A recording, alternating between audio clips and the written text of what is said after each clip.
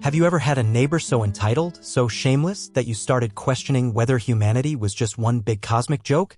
Because I have. Her name is Karen, and she's the kind of person who believes the world owes her everything, including my electricity. This story isn't just about stolen power, it's about principle, petty revenge, and the lengths one man will go to protect his outlet. Buckle up, because this is about to get ridiculous. So, here's the setup. I live in a quiet suburban neighborhood in the US where the biggest drama usually involves HOA regulations on mailbox designs or someone planting non-compliant flowers. It's the kind of place where people smile at each other while secretly judging your lawn care skills. I moved here for the peace and quiet, or at least that's what I thought. Enter Karen. She moved in 2 houses down last summer, and let me tell you, she didn't waste any time making her presence known. Karen is that neighbor, the one who thinks HOA rules don't apply to her, who parks her oversized ATV wherever she pleases, and who somehow manages to turn every interaction into a lecture about how people these days lack manners.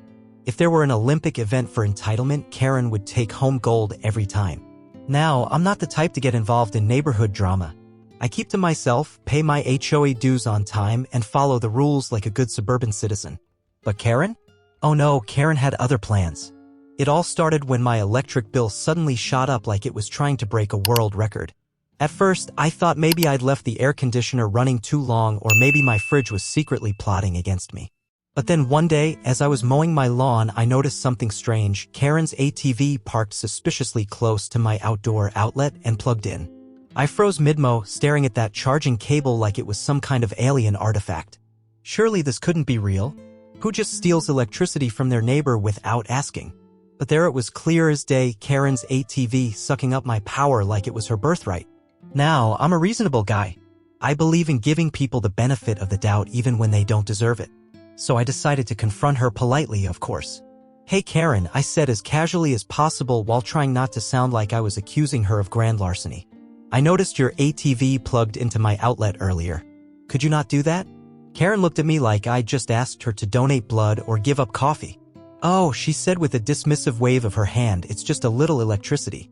You won't even notice." Well, I replied as calmly as possible while suppressing the urge to scream into the void. "I did notice when my electric bill doubled." Karen scoffed and muttered something about how people these days are so stingy before hopping onto her ATV and driving off like she was escaping paparazzi. All right then. If diplomacy wasn't going to work, maybe deterrence would. So I installed a lock on my outdoor outlet, a simple solution for a simple problem, or so I thought. But Karen? Oh no, Karen wasn't going down without a fight. The very next day, the lock was gone, snapped clean off, and her ATV was plugged in again. At this point, it wasn't just about the electricity anymore, it was about principle. Karen had declared war on my outlet and, by extension, my sanity. And let me tell you something, when you mess with an engineer's outlet, you're messing with his pride, and that's not a battle you want to start. But here's the thing, Karen didn't just stop at stealing electricity, she started acting like it was her right. One afternoon when I caught her red-handed again, she actually had the audacity to say, "Well, if you didn't want people using your outlet, maybe you shouldn't have put it outside." Excuse me? Did she just blame me for her theft? That's like robbing a bank and saying they shouldn't have had money lying around. By now, it was clear that Karen wasn't going to stop unless someone made her, and since HOA refused to get involved, it's a personal dispute, they said, that someone had to be me. And thus began my descent into suburban warfare, a battle not fought with words or fists but with circuits and voltage. Because if Karen wanted power so badly, she was about to get more than she bargained for. So, there I was, staring at my outdoor outlet like it was the scene of a crime, which, to be fair, it actually was. Karen had turned my property into her personal charging station, and HOA wasn't going to lift a finger to help me. It's a private matter, they said. Right? Because nothing says private like someone else's ATV plugged into your house at 2 a.m. But fine. If Karen wanted to play dirty, I could play dirtier. After all, I'm an engineer, and if there's one thing we're good at, it's solving problems, especially when those problems involve electricity. The first thing I did was head to the hardware store. Now, let me tell you, walking through the aisles of Home Depot with revenge on your mind is an experience like no other. Every tool, every wire, every circuit board seemed to whisper, "Use me." But I wasn't looking for just any solution. I needed something elegant, something that would send a message without landing me in small claims court. And then it hit me, a decoy outlet. Here's the plan. I'd rig up a fake outlet that looked just like the real one but was wired in such a way that it would short-circuit anything plugged into it. Nothing dangerous, just enough to fry Karen's charger and maybe teach her a lesson about boundaries. It was the perfect mix of petty and practical, and honestly, I was kind of proud of myself. Back home, I got to work. My garage turned into something straight out of a spy movie, wires everywhere, tools scattered across the workbench, and me hunched over my masterpiece like some kind of mad scientist. By the time I was done, I had created what can only be described as the Mona Lisa of revenge devices, a fake outlet so convincing that even I had to double-check which one was real. The next step was installation. Late that night, because let's face it, this whole thing already felt like a covert operation, I swapped out my real outdoor outlet for the decoy. Then I sat back and waited. If Karen wanted to steal my electricity again, she'd have to go through my little surprise first. Now, you might be thinking, what if she doesn't notice? Oh, trust me, Karen notices everything. She's the kind of person who would call HOA if your Christmas lights were too bright or if your trash cans were an inch out of place. Sure enough, not even 2 days later, I saw her out there with her ATV and her trusty charger. She glanced around like she was in some low-budget heist movie and then plugged in. What happened next was nothing short of glorious. The moment she connected her charger to my decoy outlet, there was a loud pop followed by a puff of smoke. Karen jumped back like she'd just been electrocuted. She hadn't, don't worry, staring at her now useless charger in horror. For a second, she just stood there, probably trying to process what had just happened. Then she did what any self-respecting suburban villain would do. She stormed up to my front door. "Jack," she yelled as she pounded on the door like it owed her money. "What did you do?" Now let me paint you a picture. I'm sitting in my living room with a cup of coffee in one hand and my phone in the other because yes, I recorded the whole thing on my security cameras. When I heard her banging on the door, I took my time getting up because if there's one thing Karen hates more than being wrong, it's being ignored. When I finally opened the door, she launched into a tirade about how her charger was destroyed and how it was all my fault because your outlet is defective. Defective? Lady, you've been stealing power from me for weeks. But instead of saying that out loud, because where's the fun in that, I just smiled and said, "Oh no. That sounds terrible. Are you sure it wasn't your equipment?" Karen glared at me like I just insulted her entire family tree. "My equipment is fine," she snapped. "It worked perfectly until today." "Well," I said with as much faux concern as I could muster, "maybe you should call an electrician to check your setup. You know how tricky these things can be." At this point, Karen looked like she wanted to strangle me, and honestly, fair enough. But instead of admitting defeat or apologizing for stealing my electricity in the first place, because let's be real, that was never going to happen, she stormed off back to her house muttering something about lawyers and lawsuits. Now here's where things get even better. Later that day, Karen actually called HOA to complain about me. According to her, my outlet had caused property damage and violated some obscure rule about electrical safety, which is hilarious considering she'd been breaking about 5 different HOA rules herself by stealing power from me in the first place. When HOA reached out to me for my side of the story, because apparently they do care when Karen complains, I calmly explained everything, including how I'd installed security cameras after noticing suspicious activity around my outdoor outlet. Then I sent them the footage. Let me tell you, watching Karen try to explain away video evidence of herself sneaking onto my property with her charger was worth every penny of that inflated electric bill. She tried everything from claiming it wasn't her, despite wearing the same outfit, to insisting that she thought the outlet was part of community property. Community property? Lady, this isn't a public park, it's my driveway. In the end, HOA sided with me, not because they liked me, let's be honest. No one likes dealing with HOA, but because Karen had clearly crossed every line imaginable. They fined her for tampering with private property and warned her that any further complaints would result in additional penalties. As for me? Well, let's just say my electric bill went back to normal, and so did my blood pressure. And Karen? She still lives 2 houses down, but now she gives my driveway a wide berth every time she passes by. Funny how that works. So yeah, that's how one petty engineer took down the queen of entitlement using nothing but ingenuity and a fake outlet. Would I do it again? Absolutely. Because sometimes in life, you don't just take back your power, you make sure everyone knows whose outlet they're messing with. Alright, so after Karen's little escapade with the HOA and my decoy outlet, you'd think this saga would have been over, right? I mean, most people, when caught red-handed stealing electricity and then publicly humiliated at an HOA meeting, would probably just cut their losses and move on. But Karen? Oh no. Karen isn't most people. Karen is a force of nature, a hurricane of entitlement wrapped in yoga pants and armed with a clipboard full of complaints. And apparently she wasn't done with me yet. Now, I didn't know this at first. For a few glorious weeks after the whole decoy outlet debacle, things were quiet. Too quiet. Karen stopped parking her ATV near my driveway, stopped glaring at me every time I mowed the lawn, and most importantly, stopped using my electricity.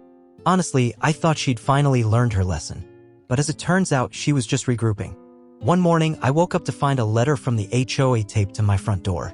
Not in my mailbox, mind you, taped to my door like some kind of passive-aggressive ransom note. The letter claimed that multiple complaints had been filed against me for violating community standards, which is HOA speak for "we're bored and need something to do." Apparently, Karen had decided that if she couldn't steal my electricity anymore, she'd try to make my life miserable in other ways.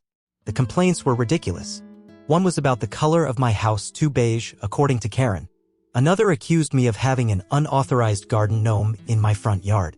A garden gnome. As if HOA regulations include a clause about mythical lawn creatures. But the piece de resistance was the complaint about my outdoor outlet itself.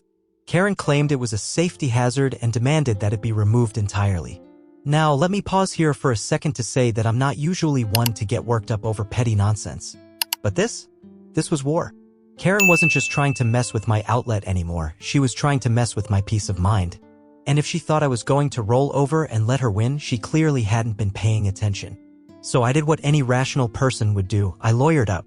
Okay, maybe lawyered up is a bit dramatic. I didn't actually hire an attorney or anything, but I did spend an entire weekend researching HOA bylaws like I was preparing for the bar exam.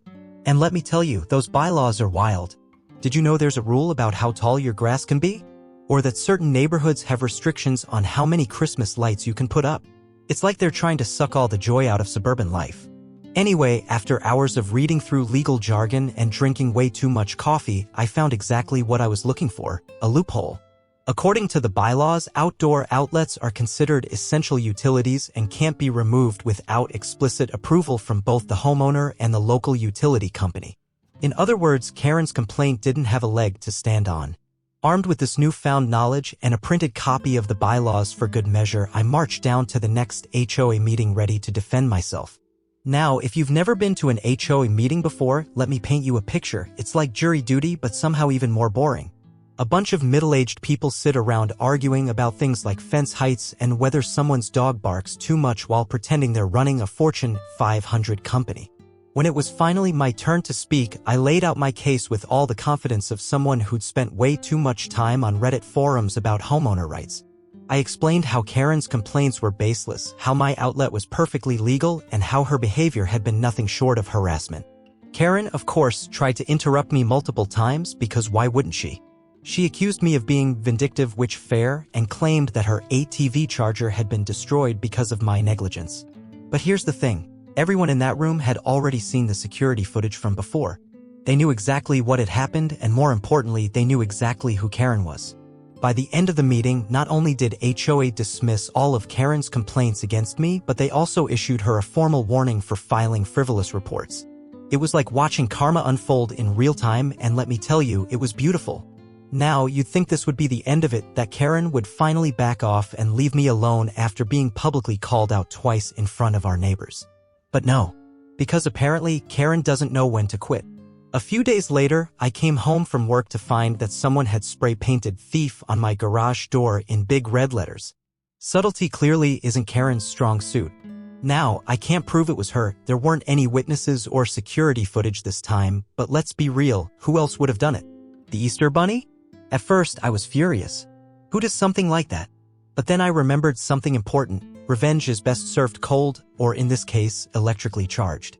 I won't go into too much detail about what happened next, mostly because I don't want anyone getting any ideas, but let's just say that Karen's ATV mysteriously stopped working shortly thereafter, and no amount of chargers or repairs could bring it back to life.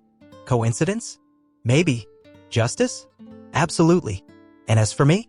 Well, my garage door got repainted thanks to HOA covering the cost, my outlet is still standing strong, and best of all, Karen hasn't so much as looked in my direction since then. So yeah, sometimes living in suburbia feels like being trapped in a bad sitcom where everyone takes themselves way too seriously. But every now and then, You get moments like these, moments where you realize that no matter how petty or ridiculous things get, at least you're not Karen. Alright, so after Karen's ATV mysteriously stopped working because, karma is a beautiful thing, you'd think the saga would have finally reached its conclusion. I mean, how many times can one person embarrass themselves in front of the entire neighborhood before they decide to just pack it in and move to another zip code? But Karen? Oh no. Karen isn't just a regular suburban nuisance, she's a professional at making bad decisions. And apparently, she decided that her next move would be to escalate things even further. So here's what happened. A few days after the ATV debacle, I woke up to find a letter in my mailbox, not from HOA this time, but from Karen's lawyer. That's right, folks. Karen had officially lawyered up. The letter claimed that I had intentionally sabotaged her property, caused irreparable damage, and that she was seeking compensation for her losses. It also threatened to take me to court if I didn't pay her $5,000 in damages. Now, let me pause for a second to say that this wasn't just any lawyer. No, this was one of those sketchy lawyers you see advertised on late-night TV, the ones, have you been injured in an accident? Call now for a free consultation. The kind of lawyer who probably has their office in the back of a strip mall next to a vape shop.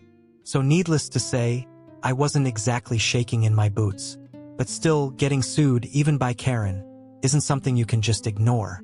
So I did what any reasonable person would do. I called my own lawyer. Well, technically, I called my cousin Steve, who happens to be a lawyer.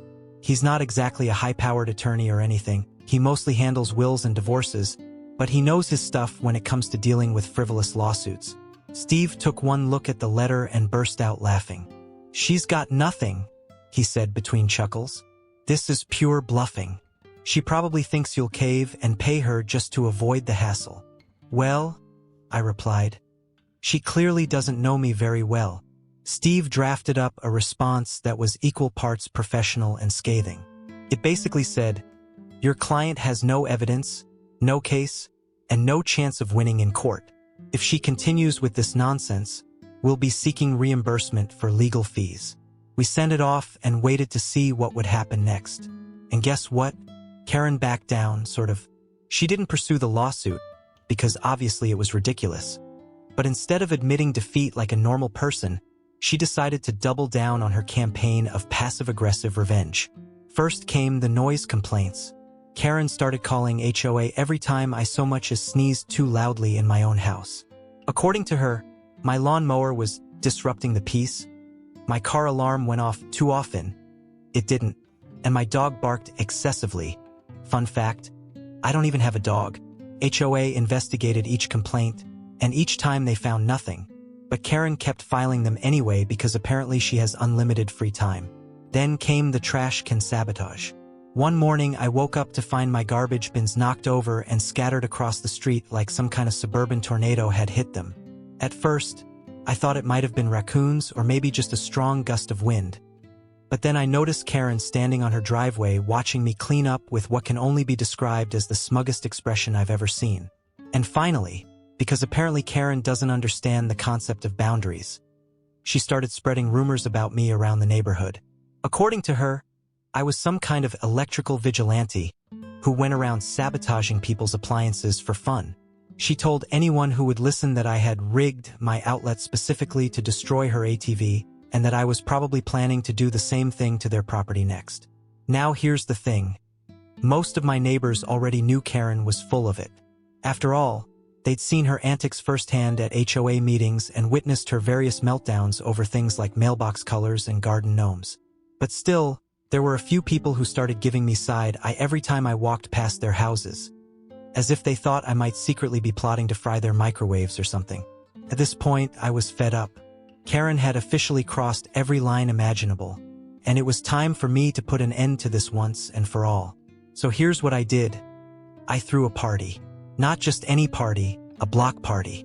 I invited everyone in the neighborhood except Karen, because obviously, set up tables with food and drinks in my front yard, and even rented one of those inflatable bounce houses for the kids. The goal wasn't just to have fun. It was to show everyone that I wasn't some kind of electrical menace lurking in the shadows. And let me tell you, the party was a hit. People showed up in droves. Kids bouncing around like caffeinated kangaroos while their parents mingled over hot dogs and lemonade. Even HOA stopped by to compliment me on how well organized everything was. Which is saying something because HOA usually hates fun. But the best part? Watching Karen sulk on her driveway across the street while everyone else in the neighborhood bonded over how ridiculous she was. By the end of the night, not only had I cleared my name, but I'd also managed to turn Karen into even more of an outcast than she already was. People stopped taking her complaints seriously, if they ever did, started ignoring her petty drama altogether, and some even began jokingly referring to her as the outlet bandit. As for me, well, let's just say life got a whole lot quieter after that party. Karen still lives down the street, but these days she keeps her distance from me and my outlet, probably because she doesn't want another round of public humiliation. And honestly, that suits me just fine.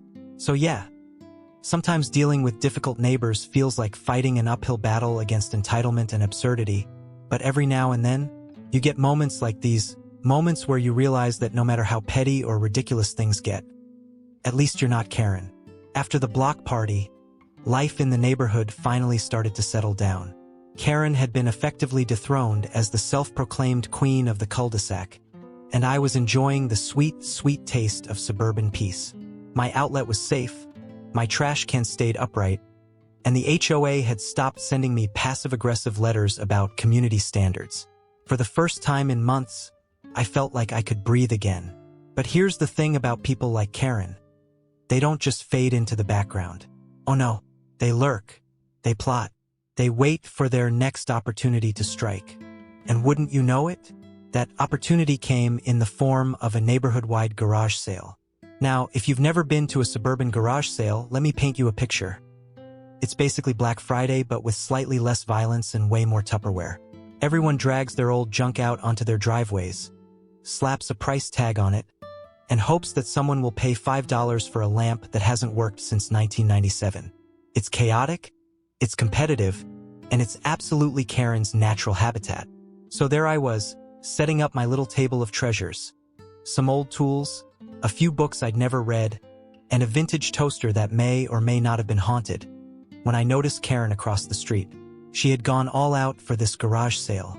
I'm talking folding tables, color-coded price tags, and even a little sign that said Karen's curated finds. Because of course she did. First, I ignored her.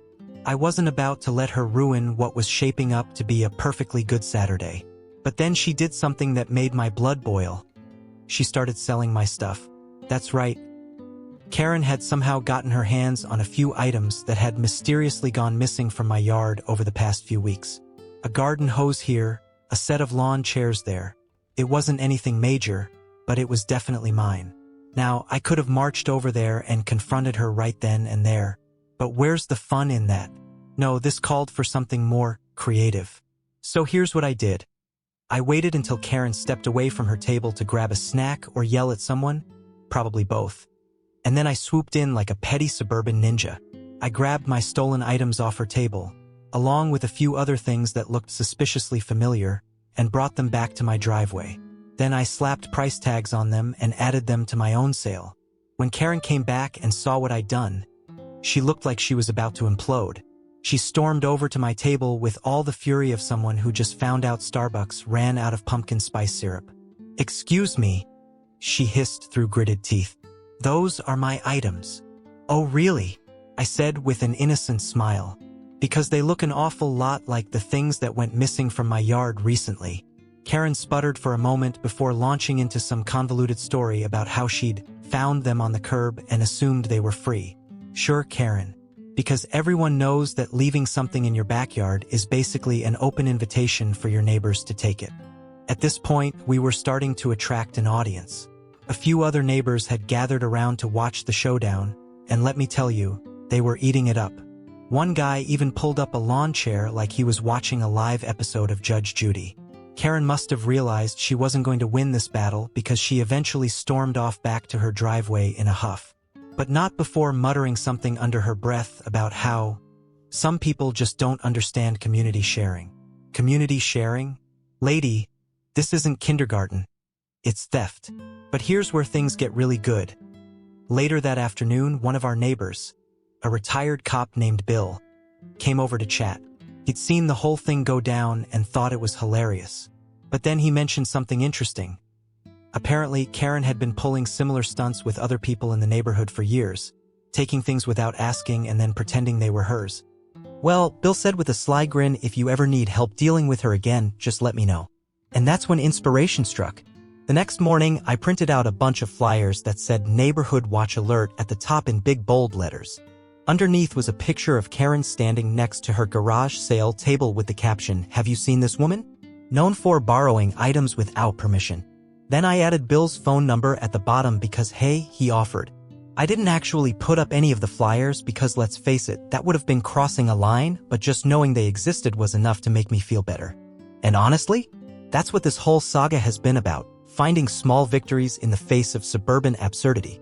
So yeah, that's how Karen went from stealing my electricity to stealing my garden hose to becoming an unofficial mascot for neighborhood drama. These days, she mostly keeps to herself, probably because no one takes her seriously anymore and life has finally gone back to normal. Well, as normal as it can be when you live 2 doors down from someone who once tried to sue you over an outlet. Anyway, thanks for sticking around and listening to my little tale of suburban warfare.